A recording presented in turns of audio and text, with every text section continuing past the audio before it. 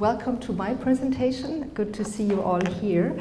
And as I said before, it's based on, well, two things actually. One is the book that you might have come across now, the info, and the more important one, or the connected to that, is the Leadership for Transition project that we ran with our institute over the last, well, the overall project over 9 years, and the last part of the project, the last 3 years, was about leadership for transition in and for politics, which means we were researching ways of doing leadership differently as a way to facilitate the process of us, global community, getting ready, so to speak, for the kind of politics and the kind of transitions that we need globally.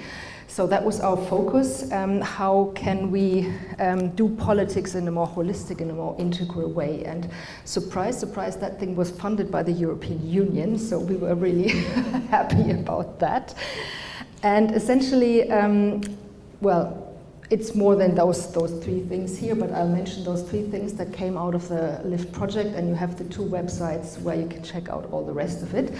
But the 3 essential research questions were, well, what is the new paradigm of doing politics? If we say, well, let's upgrade it, you told about it, let's update the operating system to integral to a new paradigm. What is this new paradigm quality that actually makes it new, completely new and different, not just a little reform or something.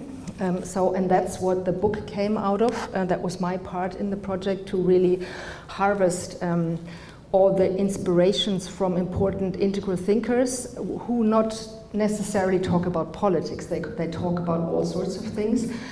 Some do it more implicitly, so my work in this book was to really read them thoroughly and look at what do they have to say about politics. If not, what can we transfer from what they have to say about politics in terms of using their best of, so to speak, their gold nuggets, and see what we can use in the realm of politics, because something like teal, for example, has come from a different area, from a different sector, like organizations, and you cannot just simply transfer it to the public sphere, so that's a bit of a challenge.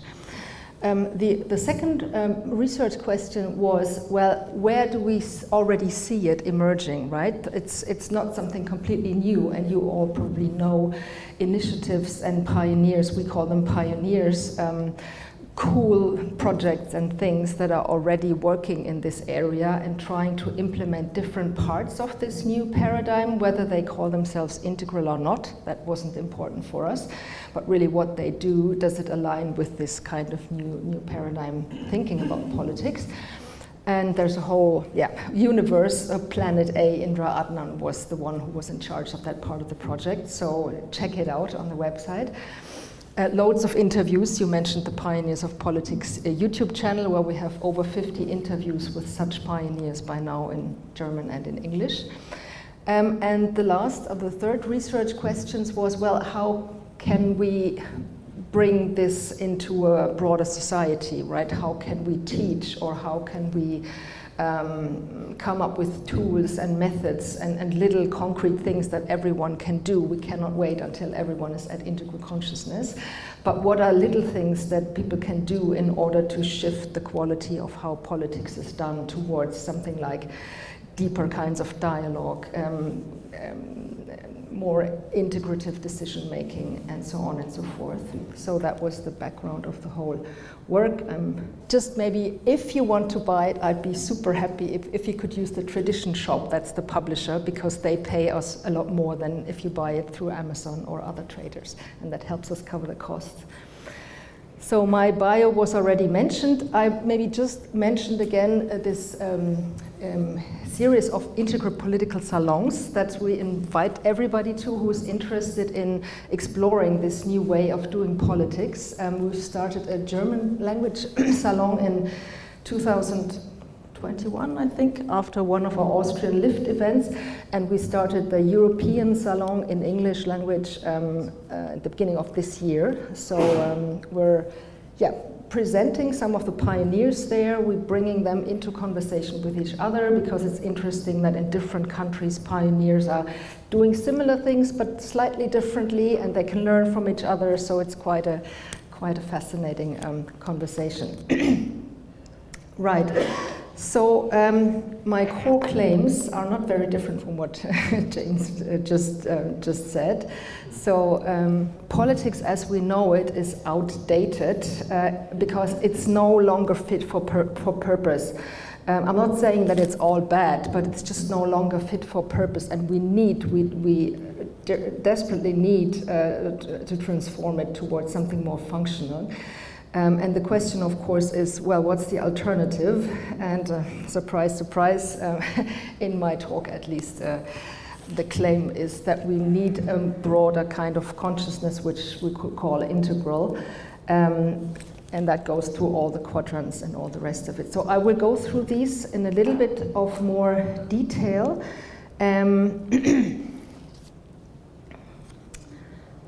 And start with this claim that politics as we know it is outdated. And my colleague Indra Adnan actually says it is broken. That especially refers to the British system, which is still a bit different than the representative systems we have in most of Europe.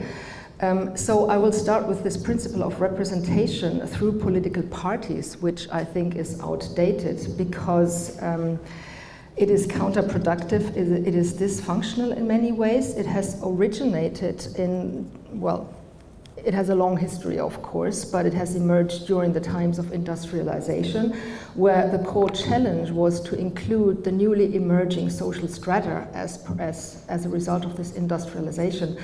And the strata also who brought about the increasing wealth of nations, entrepreneurs, business people, but then also workers, etc., into political decision-making processes. So the underlying principle of representation in those days, and in theory it still is today, is to give all those socioeconomic milieus a political voice, to have them bring their interest to the table. However, we no longer have such clear-cut milieus who would clearly self-identify and identify just as that and nothing else. And you can have many different identities at the same time, including contradictory identities, depending on what situation of life you're in or what context you may be in. And so most people feel that they are unable to identify with just one party or with no party at all. The number increases of people who cannot identify with parties. And an important number that should be mentioned is that political parties today represent only 2 to 5% of the voters in our countries. 2% is the UK and 5% is, I don't know which country, but it's a very, very small number. And so it speaks for itself, I think. So what has emerged as what we could call healthy orange in all this competitive sense of parties fighting to win in order for something meaningful to represent interests, legitimate interests, is now turning into something that makes a lot less sense, and it has two detrimental implications. First, it makes people sick, and these orange competitive systems tend to self-preserve. So firstly, there is evidence that spending substantial time in certain political roles actually makes people sick. And I would like to quote a book by 2 German journalists who have taken I don't know how many interviews with deputies of the German Bundestag, but also with their life partners, with their spouses, with their therapists. And the book is called You Cannot Be More Alone. Alleine kannst du gar nicht sein. So that was the underlying message that he got from the people he interviewed. They found that not only does the system invite and support antisocial behaviors like arrogance, egocentrism, scapegoating, enemy bashing, illiberal leadership styles, and unfair power games. And a quote was, "Shut up and vote yes." And that was to somebody inside the same party who would like to voice a different view. it's not appreciated. You just follow the party line.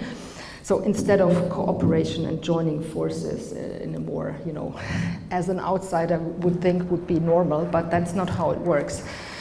And this exaggerated over-competition also has unhealthy implications on politicians themselves. It forces them to live a professional facade instead of personal integrity.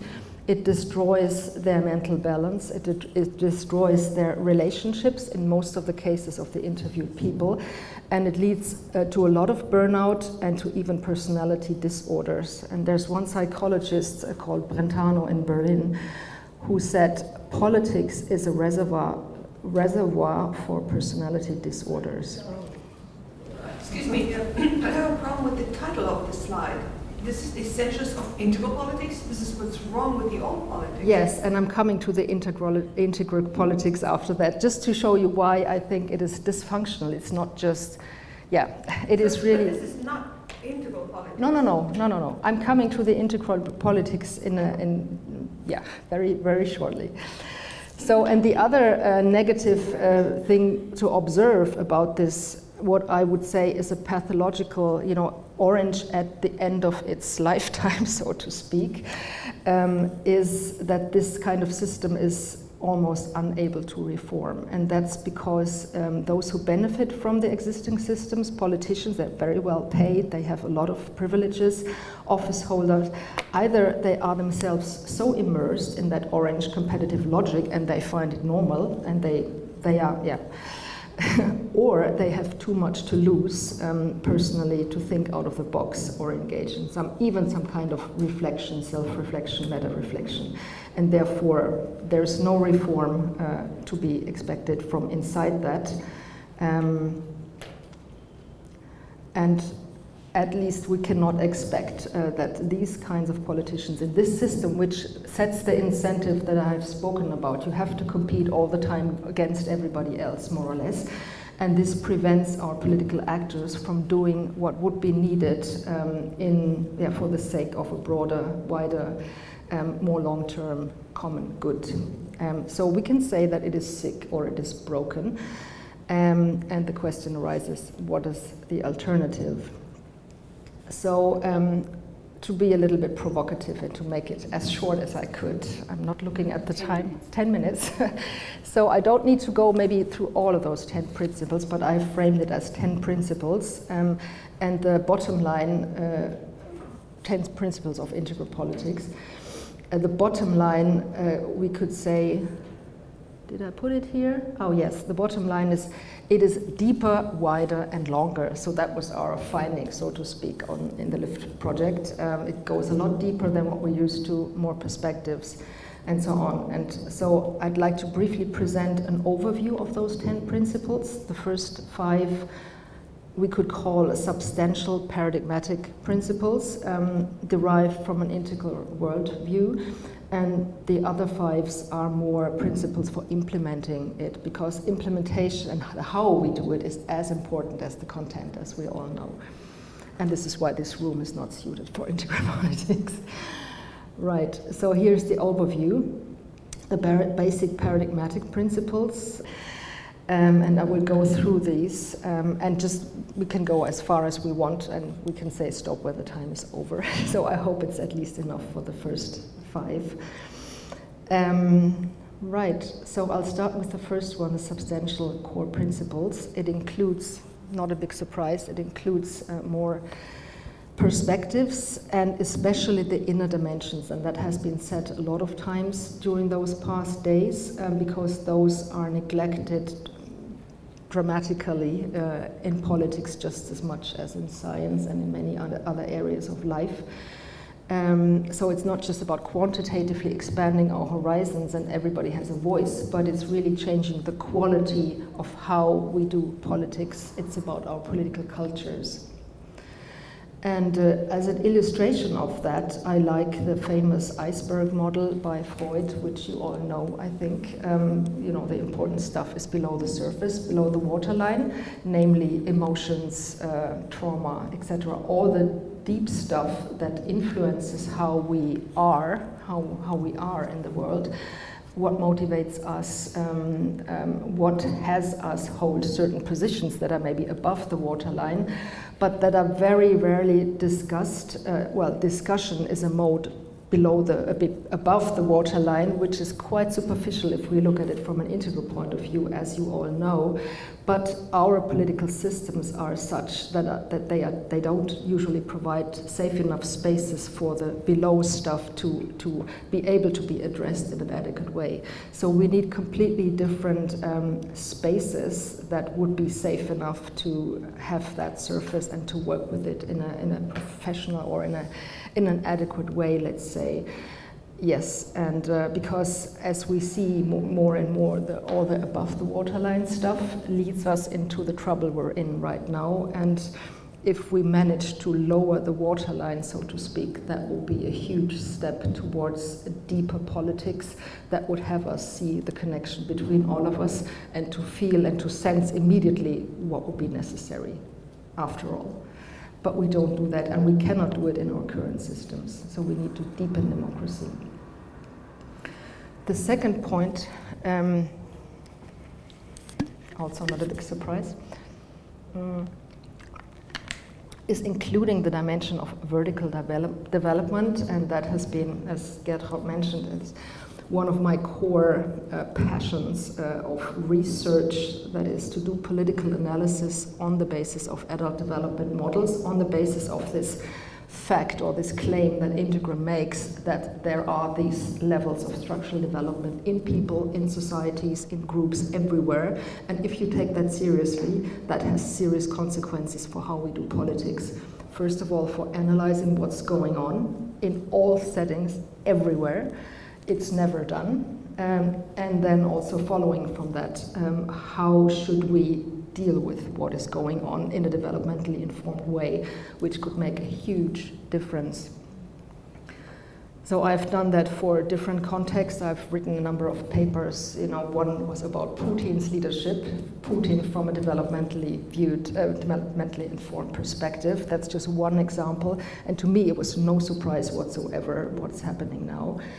Yes, but this is not a common perspective, and so it does matter who are our actors, where are they in their personal development, what is the action logics that they are implementing, and there are huge differences between those folks that you see in the pictures, and the huge benefit of including that dimension, not just as it is often done in integral circles, like we all need to move up the ladder towards the highest possible stage, but no, as Robert Keegan has pointed out, the even much more important part, as I view it, for integral politics is to deal with what there is right now, which means downward integration, and most people are at the lower levels, and we need to deal with that. We need to recognize that as a fact and respond in an adequate way, right? Because that helps us avoid all those things, projections, misunderstandings, and so on. And right, the third principle would be states of awareness and presence. In Ken Wilber's model, but also in my book, would be number 3. And I like to think of it, especially at the example of what Otto Scharmer does. He is the one who most systematically works with states of being, states of presence and awareness as a way to do, I would say, politics in a different kind of way. How can we lead processes, groups, societies through different qualities of addressing certain issues, which leads to different outcomes. So I won't go more into this. It's bringing up the unconscious material and dealing with it. You all know that. And we've developed in our second LIFT project a process called the collaboratory, which does precisely that. It's based on theory U and some other methods, leading people through the U, and facilitating this deep shift of how we address our topics. Number 4 is pretty much drawing on Sri Aurobindo, who's the first one presented in the book as the original, so to speak, thinker of an integral way of doing politics. It's grounded in spirituality, which means in something bigger than ourselves. It goes beyond the ego, and it has a larger perspective, a wider perspective, the whole connection issue, which also allows us to more clearly see what's the actual purpose of us personally, but also as societies in life, and to follow that, which is my next principle. So I will hold that very short. Sharma. Sharma's 3 divides. Yeah. So the next, and that's my favorite principle when it comes to integral politics, even though no one really mentions it. I'm drawing on Frederic Laloux here. That's one of his principles, evolutionary purpose as the core thing in the center of, in his case, organizations. But just imagine how politics would look like if it was built around a larger purpose, right? If we all asked ourselves, well, what is this all about here, right? And it's about healthy conditions of living on this planet as Earth. And so what follows from this, if we take that as the main purpose of politics and not just one purpose and one goal amongst some others, some interests and some what, I don't know what, this would lead to designing completely different politics. And just some examples, and there are some examples in Laloux, by the way, which I find quite bold. And that is, for example, well, the last one here is from Laloux, rethink advertising, right? Because a part of the problem is our lifestyles, our ways of doing economics, which has served its function, its purpose. For a long time, it produced all this wealth. We all wouldn't be sitting here if it wasn't for capitalism and the medical progress and all the rest of it. Life expectancy was at 35, 200 years ago. So it has had its value, but it is no longer working. And just to give you a number, for Germany, someone has calculated that if we would go back to the lifestyle of 1978, that would be okay for a sustainable kind of living and using not 3 planets but 1. And we would need to ration valuable goods fairly, meaning those goods that are scarce, that are going to be extremely more scarce, like water, like housing, like energy. We would really, and I'm not talking in 20 years, but now start to ration those, especially viewing at the fact that the upper 1% in our societies are using 50% of the energy and producing 50% of the damage. And we would need to address this immediately in order to have a chance to somehow, get the curve, as we say in German. So, we would need to make all those fundamental changes. And as I said, those were my 5 most important principles. The other ones are really about translating this stuff into actions. And this is Planet A by Indra Adnan, Democratization Politics. We can maybe mention those later. What I find important is from Hansi Freinacht, the attitude of lightness, right, of play, of fun, of laughter. But at the same time, this is very sincere. We need to have the combination I would say that integral is the combination of both. It's not just life is hard, but it's really to have this lightness and this meta perspective of dancing with the situation in a way. And that's Karen O'Brien, who's also contributed to this book, who has called her chapter Quantum Politics, so to speak, because from a quantum perspective, the perspective shifts completely. We are source, and the kind of agency on which we build our politics shifts completely. Everything is possible if we take that view. And lastly, it's an open-ended thing. These are not the ultimate 10 principles, the Bible, but it's an open-ended thing, and I think we need to build in the space of emptiness into this whole conception if it was to be successful, if it was to be able to be flexible enough and to thrive and to allow us to harvest from the deeper wisdom of not knowing. And that's my core message. Thank you.